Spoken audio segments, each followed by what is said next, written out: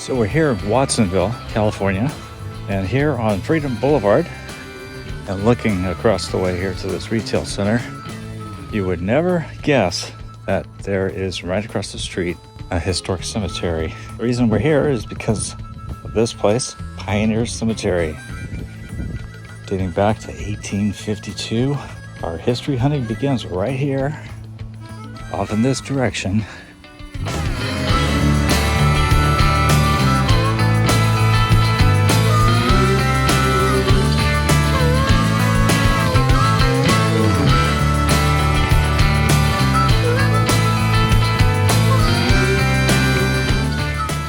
We had a heck of a time trying to figure out how to get into the cemetery because there's no entrance on Freedom Boulevard.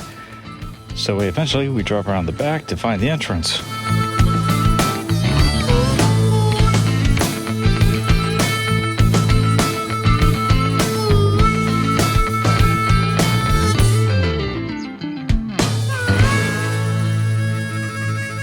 Butterfly? I saw my swallowtail butterfly. So everywhere that you look in the cemetery, there's signage to Charley D. Parkhurst's grave. So we've come a long ways. We're from Modesto and got here. It's been like 110 degrees in the Central Valley of California. Got over the hills here to Watsonville. It's just wonderful. It's like 73 degrees. It's July, so it's going to be wonderful. We're taking a trip to Santa Cruz.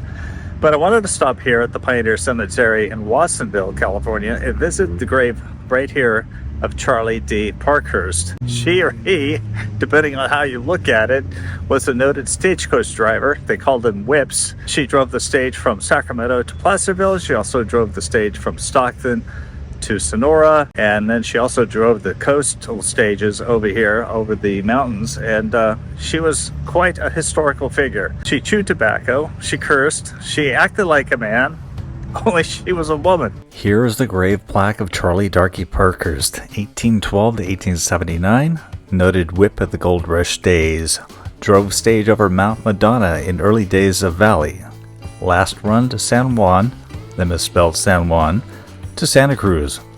Death in cabin near the 7 Mile House. Revealed One-Eyed Charley. A woman, the first woman to vote in the U.S., November 3rd, 1868. Erected 1955 by the Pajaro Valley Historical Association. It's what was discovered after Parkhurst's death that added to the notoriety of One-Eyed Charley, who wore a patch over the left eye after getting kicked in the face by a horse. Parkhurst was a familiar character around the Santa Cruz area and on mountain roads until 1868. She endured the rough, winding roads and occasional holdups by robbers, twice by a bandit named Sugarfoot. In the first robbery, Charley gave up the strongbox, but the second time he robbed the same stage again, on the same route, Charley shot him to death. In the late 1860s, Parkhurst stopped driving stages and opened a station for stages and a saloon between Santa Cruz and Watsonville, later selling it to move further into the woods.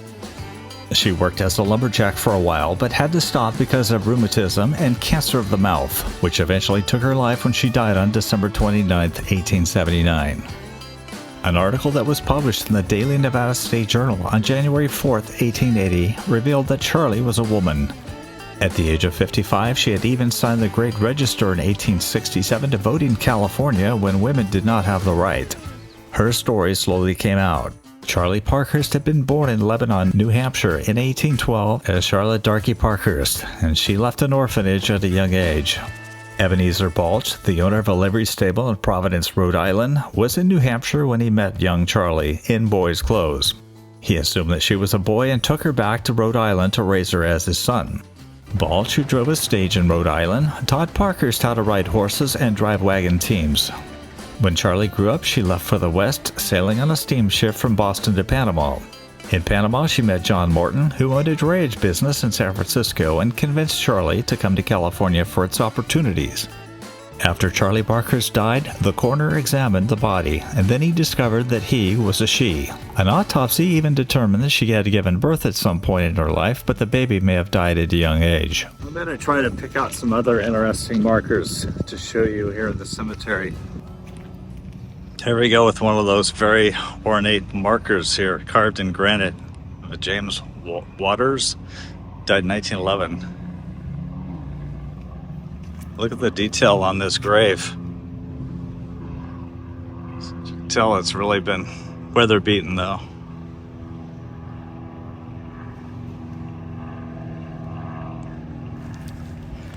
So there's a grave up here that I want to show you because when I saw it earlier, I thought it was really amazing.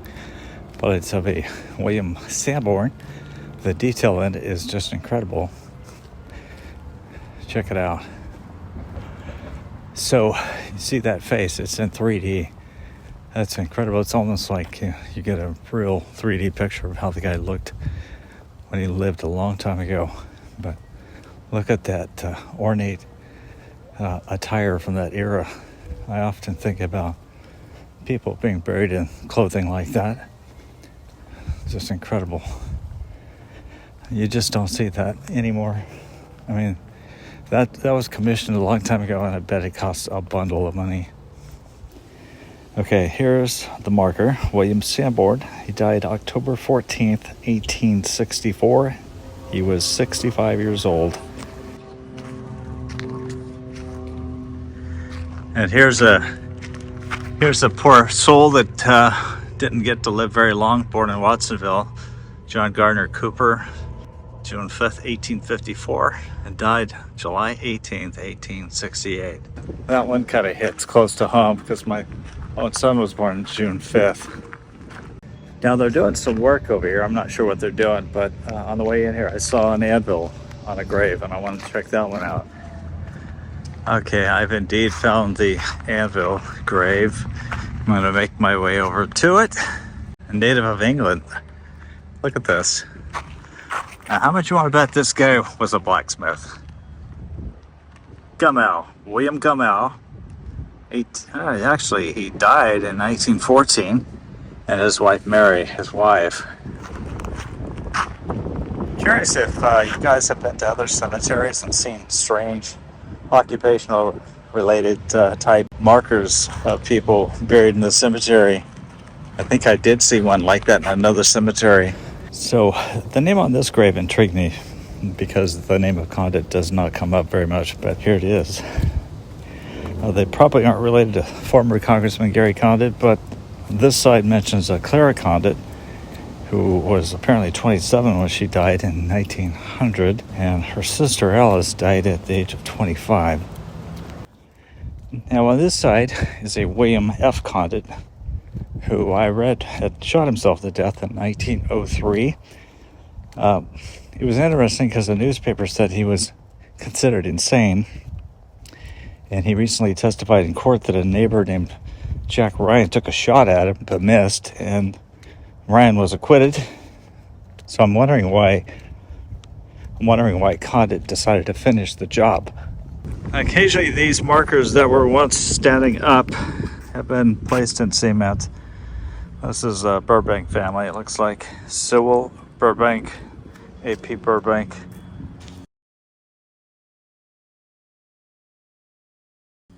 And Augusta Burbank. Cemeteries contain long-forgotten tragedies that made the news in generations that have long since been forgotten themselves. It was inside this mausoleum, made of brick which showed possible signs of earthquake damage, that I learned about the fate of one of its occupants. Thomas Joseph Albright was once the police chief of Watsonville and later became an auto dealer. On May 2, 1916, 39-year-old Albright and A.L. Schultz were riding in a car when they crossed the tracks and were struck by a southbound train, the Del Monte Express. Albright, whose body was thrown about 100 feet from the car, was killed instantly, while his friend died at a Watsonville hospital. Also entombed in this mausoleum is his mother, Nancy Albright, who came over the Oregon Trail in 1844 as a baby, and even survived serious injury when she fell out of the wagon and a wagon wheel rolled over her in the soft desert sand.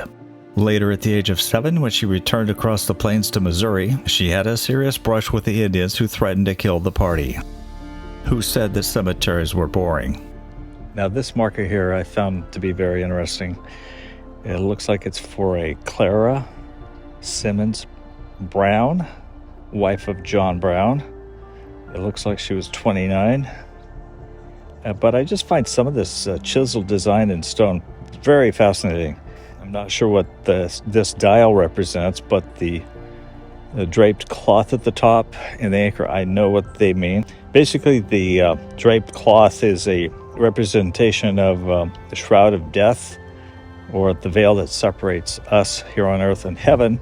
I used to think that the anchor meant that somebody buried there was affiliated with shipping or Navy or what have you, but it actually is a symbol to remind people who visit the grave to hold on to the faith that someday you will see your loved one again.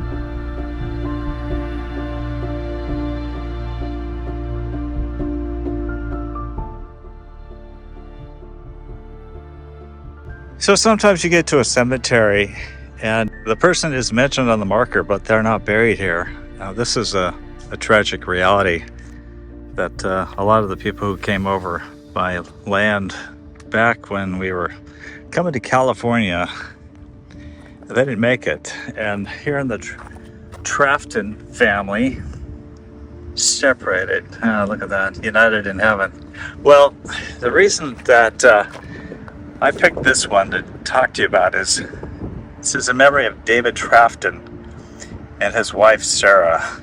David died on the plains June 2nd, 1852. Can you believe that? And I found out online that he actually died near Fort Kearny, Nebraska. He didn't make it, and obviously they did not bring dead bodies with them, so he's buried somewhere out on the plains somewhere. Sarah moved on. It looks like Sarah lived to be 80 years old. She died in 1890. And the family's here. There's a Willis over there. Oh, this must be her family here. This is John Edmund Trafton. And if we come over here, we have more family members of the Traftons. Never heard that name before, so that's kind of interesting.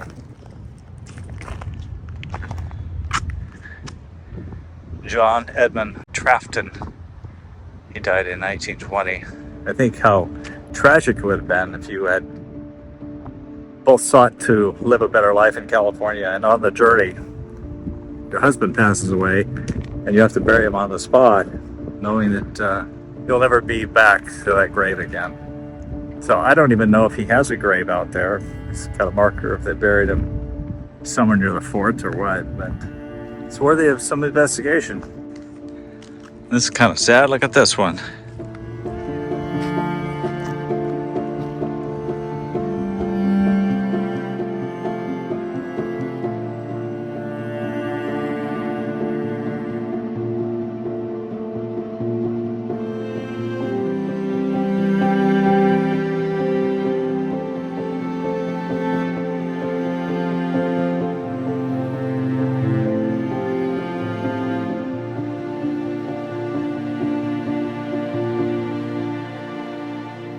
Now, there's one other grave I'm trying to find here, just because of the way he passed away. Samuel Jones. It's February 1861. The community of Watsonville was trying to have a celebration for Washington's birthday. They found this cannon, apparently out in the bay. They brought it up, not sure the history of that. All the exposure to salt water had created problems with the cannon, and when they ignited it, Samuel Jones and another young man, his arm was blown off. And then his face, he had some facial injuries. They did what they could to amputate the arm. But the newspaper article that I read stated that his chances for survival were pretty slim. And he did die the next month. He's buried out here. I think he was in his early 20s. Back in those days, if you had a serious accident like that, you were pretty much toast. So look at this grave. Cupid, drop back your bow and let your arrow go straight to William's grave, right here. Oh, that's bad.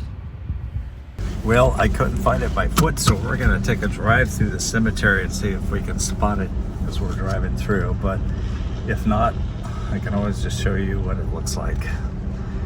On Find a Grave, somebody posted a picture of it. How far did you go over here? Because There's one right there that's a little bit tall. Too tall. Did you see? Look at these. There's some homeless people hanging out here. Look at this. I mean, reminds me of that story in the Bible where this guy's hanging out, this crazy guy's hanging out in the cemetery. Jesus actually frees him of his demons. Samuel Jones is not here. That's not where he's at. I don't like it when they don't give you any indication where some of these graves are. Well, I apologize. I did not find the grave of Sam Jones, but nonetheless showed you a picture of it. If you enjoy visits to cemeteries and other historical locations like this, gosh, we would sure love to have you subscribe to our channel. What we're finding is that about 75% of our views are coming from people who are not subscribed, and only about 25% of our viewers are subscribers. So I'm not sure what's going on with that. We would love it if our subscribers actually watched all of our videos, which would help us out immensely. And of course, hit the notification bell. That way you will be notified when we post a new video. Or just show up every Sunday. Just show up every Sunday. Well, sometimes we do post on days that aren't Sunday, but it's quite rare. But people will ask me, they'll see me on the street, they'll say, "Hey Jeff, are you still doing History Hunters?" I was like, well, apparently you're not being notified or even caring, but that's the way it works. You know, they're not watching. Hey, thanks.